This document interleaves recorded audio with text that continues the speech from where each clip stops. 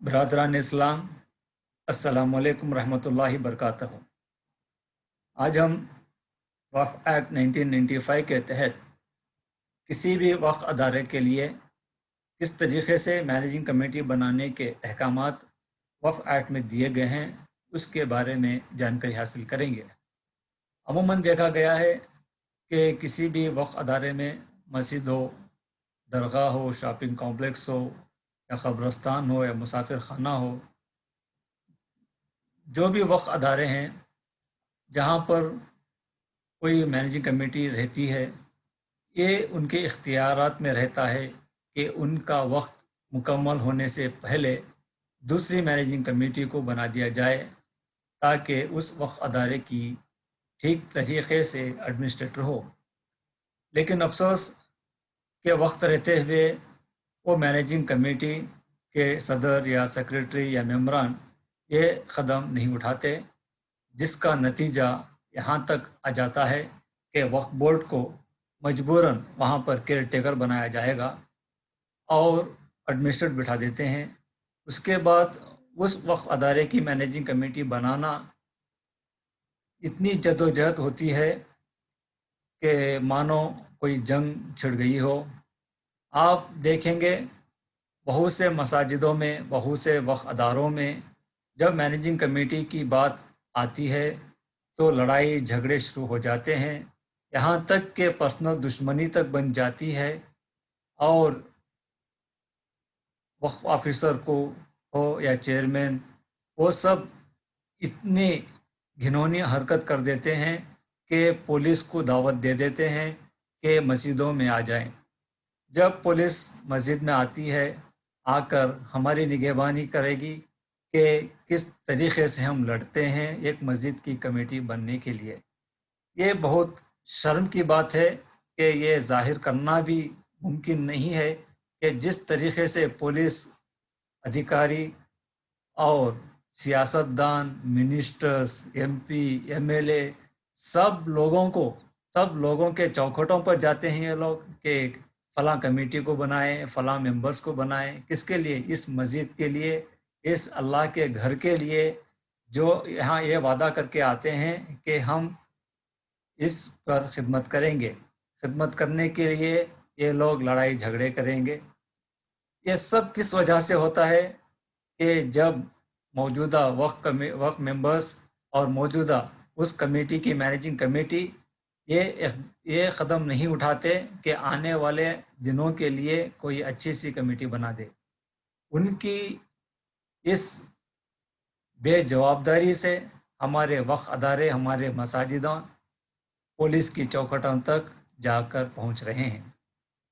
लेकिन मैं ये कहना चाहूँगा कि वक्फ एक्ट 1995 इतनी खूबसूरती से बनाया गया है कि इसमें बताया गया है कि आप मैनेजिंग कमेटी किस तरीके से बनाएंगे और बिना झगड़े के, बिना इख्तिलाफात के, वक्त रहते हुए ही आप बना सकते हैं। इसमें कहा गया है कि आप दो तरीके से किसी भी मस्जिद की वक्फ कमेटी बना सकते हैं, मैनेजिंग कमेटी, जैसे कि इलेक्शन से भी आप बना सकते हैं और सिलेक्शन से भी आप बना सकते हैं। वक्फ एक्ट ये कहता है कि जब आप मैनेजिंग कमेटी बनाएंगे, कौन बनाएंगे? वहाँ की जनरल बॉडी मीटिंग में ये तय होगा। तो मैं आपको ये वक्फ एक्ट शेयर करता हूँ और समझाने की कोशिश करूँगा कि हम किस तरीके से एक मैनेजिंग कमेटी बनाएंगे।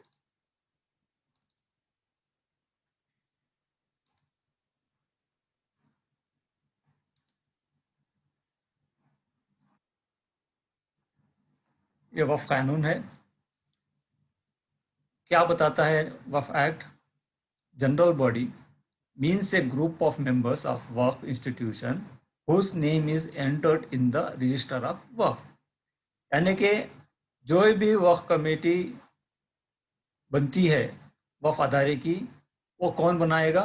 किसमें बनाएंगे? जनरल बॉडी मीटिंग में बनाएंगे। और जनरल बॉडी क्या होती है ये बहुत लोगों को नहीं मालूम, या मालूम होते हुए भी अनजान बनने की कोशिश करते हैं। یہ وقف ادھیکاری ہو، چیئرمینس ہو، DWC کمیٹی ہو یا اسٹیٹ وقف بورڈ ہو۔ وقف قانون 1985 یہ کہتا ہے جنرل باڈی کون ہے؟ یہ گروپ آف ممبرس۔ یہ ممبرس کون ہیں؟ جن کا نام اس وقف ادارے کے رجسٹر میں موجود ہو۔ یعنی کہ اگر کسی مسجد کی کمیٹی بنتی ہے، بننے جا رہی ہو، جب آپ دعوت دیتے ہو کس کو دیں گے؟ جس کا نام اس رجسٹر میں موجود ہو، انہی کو آپ دعوت دیں گے کہ آپ آئیں اس مسجد کی مینیجنگ کمیٹی بنائیں۔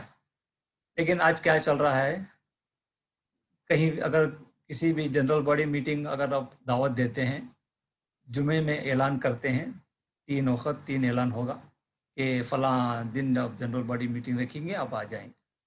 کس کو دعوت دے رہے ہیں؟ تمام جو بھی اس مسجد میں موجود ہیں۔ وہ جب کون آئیں گے جنرل باڈی میٹنگ میں؟ یہ 2 گروپ بن جائیں گے، ایسے لوگوں کو لائیں گے کہ وہ اس میٹنگ میں خلل ڈالیں گے اور اس میٹنگ میں شور شرابہ کریں گے، ایسے لوگوں کو دعوت۔ لیکن وقف قانون یہ نہیں کہتا کہ آپ کسی کو بھی بلا لیں، کسی کو بھی جمع کر کے جنرل باڈی کر لیں۔ وقف قانون یہ کہتا ہے کہ گروپ آف ممبرس وہ ہیں جن کا نام اس وقف ادارے کے رجسٹر میں موجود ہو، وہی جنرل باڈی ممبرس ہوں گے۔ اس میں اور کیا شرط بتاتا ہے؟ جنرل باڈی ممبرس بننے کے لیے کیا شرط بتاتا ہے قانون؟ کیا کہے گا کس طریقے سے ممبرشپ لیں گے؟ Any Muslim of 18 years of age, جو بھی مسلمان ہو جس کی عمر 18 سال کے اوپر ہو، وہ ممبرشپ حاصل کر سکتا ہے۔ اس کے بعد دوسرا کنڈیشنز کیا ہے؟ who follows سنی اور شیعہ faith to which the وقف belongs۔ یہ جو کنڈیشن ہے یہاں پر یہ ہے، یہ کنڈیشن پہ جھگڑے ہوتے ہیں، اس کنڈیشن پہ اختلافات بڑھتا ہے۔ یہی کنڈیشن ہے جو وقف قانون ایک ہی سینٹنس سنی اینڈ شیعہ بنا کے رکھ دیا گیا ہے، جیسا کہ آپ لڑتے رہو جھگڑتے رہو۔ یہاں پر کچھ نہیں کہا گیا شیعہ کون ہے سنی کون ہے، شیعہ اینڈ سنی 2 ہی بتا دیے گئے۔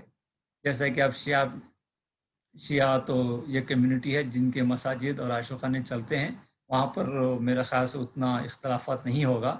لیکن اس کے بعد جو سنی لکھا گیا ہے، سنی یہ کیا کہ وقف قانون کہتا ہے سنی ایک ہی ہے، سب لوگ ایک ہیں۔ لیکن پریکٹیکل میں کیا ہے، بہت سے طبقات بن چکے ہیں جو اپنے آپ کو سنی بھی کہتے ہیں، جو اپنے آپ کو تبلیغی بھی کہتے ہیں، جو اپنے آپ کو جماعت اسلامی بھی کہیں گے، جو اپنے آپ کو اہل حدیث بھی کہیں گے۔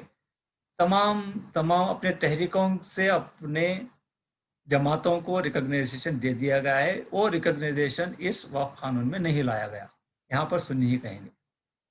تو یہ جو قانون ہے، یہاں پر لڑائی جھگڑے ہونے کی یہی کنڈیشن ہے۔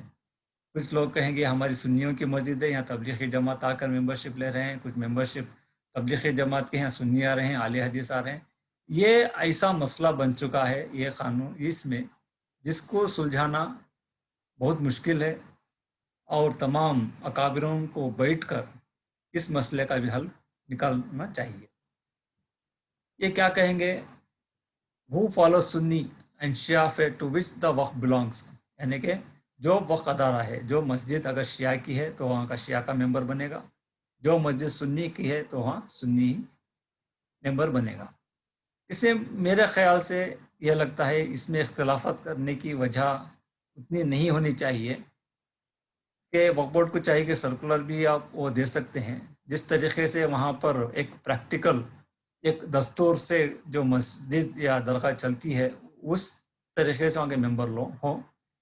جیسا کہ اگر جہاں پر اگر جماعت اہل سنت کی مسجد ہے، اس مسجد میں اگر کوئی ممبر ہوتا ہے تو اس کو ماننے والے ہی ممبر ہوں، اور جب تبلیغی جماعت کی مسجد ہوتی ہے ان کو ماننے والے ہی وہاں کے ممبر ہوں۔ یہ آپس میں بیٹھ کر وہاں کے منتظمین کو بیٹھ کر دیکھنا چاہیے کہ وہاں پر کون ممبر بننا ہے کون ممبر نہیں بننا ہے۔ یہ کام بہت آسانی سے جب ہوگا جب وہاں پر موجودہ مینیجنگ کمیٹی جب رہتی ہے، تو وہ رہتے ہوئے اگر وہاں کے ممبرس کو بنا دیتے ہیں تو اس میں اتنا اختلافات نہیں بڑھے گا کہ دوسرے آنے والے کمیٹیوں کو آسانی ہو جائے گی۔ تو یہ دوسرا کنڈیشن ہے ممبرشپ بننے کے لیے۔ اور کیا کہتا ہے قانون؟ who should be ordinary resident or who cares business within the jurisdiction of the waqf for minimum of 1 year.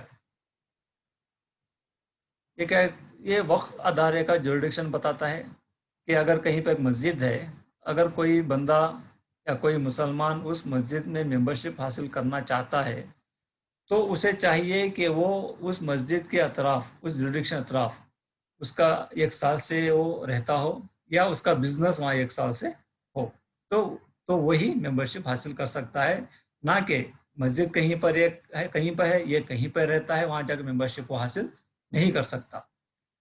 और वह कानून कहता है ये person can not be A member eight A time for more than Waqf institution of same category. ये एक मुसलमान, एक बंदा एक ही वक्फ अदारे में मेंबरशिप हासिल कर सकता है। वो एक से दूसरे वक्फ अदारे में मेंबरशिप हासिल नहीं कर सकता। जिस तरीके से अगर वो एक मस्जिद में मेंबर है तो दूसरे मस्जिद में मेंबर नहीं हो सकता। अगर जब वो एक दरगाह में मेंबर है तो दूसरे दरगाह में वो मेंबर नहीं हो सकता। अगर वो एक खबरस्तान में अगर मेंबर है तो दूसरे खबरस्तान में वो मेंबर नहीं हो सकता। ये कानून मेंबरशिप बनाने के लिए है। जब ये मेंबर बन जाता है, बनने के बाद वो मेंबर्स तमाम बन के जनरल बॉडी होते हैं। जब वो मेंबर बनता है तो उसका नाम उस रजिस्टर में आ जाएगा, कौन, पता, एड्रेस, एज और किसकी औलाद है, सब कुछ उस रजिस्टर में मौजूद होना चाहिए। जब वो रजिस्टर बनता है, वो रजिस्टर के हिसाब से वो मेंबरों को जमाने को जनरल बॉडी मीटिंग कहेंगे, जनरल मेंबर्स कहेंगे। ये नहीं कि कोई भी आज उस मीटिंग में आ जाए कि जनरल बॉडी होगा, मैं हाथ उठाऊंगा, मैं चीखूंगा, मैं चिल्लाऊंगा तो कमेटी बन जाए। तो ये गलत हो रहा है। आज के मसाजिदों में आज के जो कमेटियां बनाई जा रही हैं चीखो चिल्लम से, वो बिल्कुल गलत है। आप जो भी मैनेजिंग कमेटी बनाना चाहते हैं सिलेक्शन के तरीके से, सिलेक्शन भी वही मेंबर्स करेंगे जिनके नाम उस वक्फ अदारे में मौजूद हो, दूसरा कोई नहीं आ सकता। ये वक्फ कानून कहता है। इसको वक्फ ऑफिसर्स हो या DWC हो, कर्नाटक स्टेट बोर्ड हो, ये जानकारी तमाम वक्फ अदारों को देने की अहम ज़रूरत है। उसके बाद क्या करेंगे, मैनेजमेंट ऑफ द वक्फ में बी सेलेक्टेड और elected for the term of 3 years। तब वो मेंबर जिनके नाम उस वक्फ अदारे के रजिस्टर में हो, वो लोग सिलेक्शन या इलेक्शन कर सकते हैं मैनेजिंग कमेटी के लिए। तो ये कंडीशन है जनरल बॉडी मीटिंग की। उसके बाद क्या प्रोसीजर है सिलेक्शन करने के लिए, selection of procedure for selection of managing committee by the general body. मैं पहले वाजिया कर जाऊंगा जनरल बॉडी कौन है, कौन बनाते हैं, कौन होते हैं। द एग्जिस्टिंग मैनेजिंग कमेटी और administrator shall call for a general body meeting by making public announcement in 3 consecutive Friday prayers before general body meeting and on the date of general body meeting। ये जो condition है, the existing managing committee, जिस तरीके से मैंने पहले बताया था कि जो मौजूदा मैनेजिंग कमेटी है जिनकी अभी 3 महीने टाइम रहता है, 6 महीने टाइम रहता है, वो या एडमिनिस्ट्रेटर ऑफ द वक्फ, वो उस वक्फ अदारे का एडमिनिस्ट्रेटर हो, वो क्या करेगा, 3 जुमे की नमाज के बाद वो जनरल बॉडी कॉल करेगा कि फलां दिन जनरल बॉडी मीटिंग है, आप आएँ और एक मैनेजिंग कमेटी बनाएं। लेकिन इसमें ये गलती करते हैं कि वो ये नहीं बताते कि जनरल बॉडी कौन है, जनरल बॉडी मेंबर्स कौन है। तमाम को पब्लिक अनाउंसमेंट कर दिए जनरल बॉडी मेंबर्स। नहीं, जनरल बॉडी मेंबर्स पब्लिक नहीं होते। जनरल बॉडी मेंबर्स वो होते हैं जिनके नाम उस वक्त अदारे के रजिस्टर में मौजूद हों, तो वही जनरल बॉडी मेंबर्स कहलाएंगे। ये खामी है, ये वजह है लड़ाई झगड़े की, ये वजह है पुलिस अंदर आने की, ये वजह है पुलिस और पुलिस अधिकारी मस्जिदों में घुसने की, कि आप ये नहीं बताते कि जनरल बॉडी कौन है, उनका नाम पता नहीं है, कोई भी आ जाएगा, चीखेगा, चिल्लाएगा, दहशत करेगा और मारने की धमकी देगा।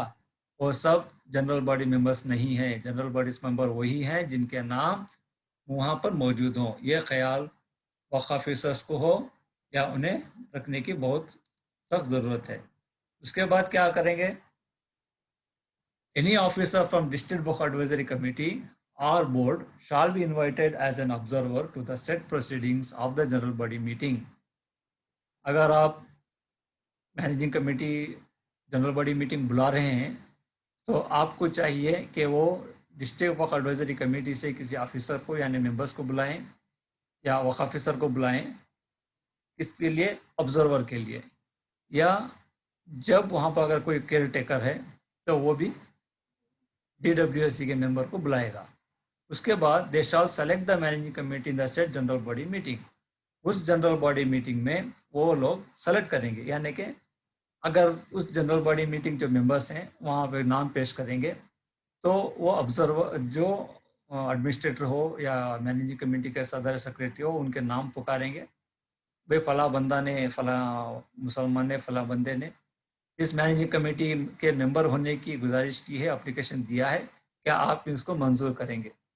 ये बहुत इत्मीनान से चलना चाहिए, ना कि शोर शराबे से। कोई भी मेंबर हो, कोई भी आदमी दे सकते। तो अगर आप उस पर ऑब्जेक्शन है तो वो ऑब्जेक्शन कर सकते हैं, हाँ हमें ऑब्जेक्शन, हम इसको नहीं चाहिए। तो सपोज अगर जनरल बॉडी मीटिंग में 400 आदमी हैं या 500 हैं, उसमें 200, 300 या 400, 200 या 300 लोग अगर उस पर ऑब्जेक्शन करते हैं कि वो फला आदमी नहीं चाहिए, तो ये ऑब्जर्वर को चाहिए कि वो नोट कर ले, ना कि वहाँ पर फैसला दे, इस आदमी पर इतने ऑब्जेक्शन आए हैं, इस आदमी पर इतने अप्रूवल आए, उसको लिख ले।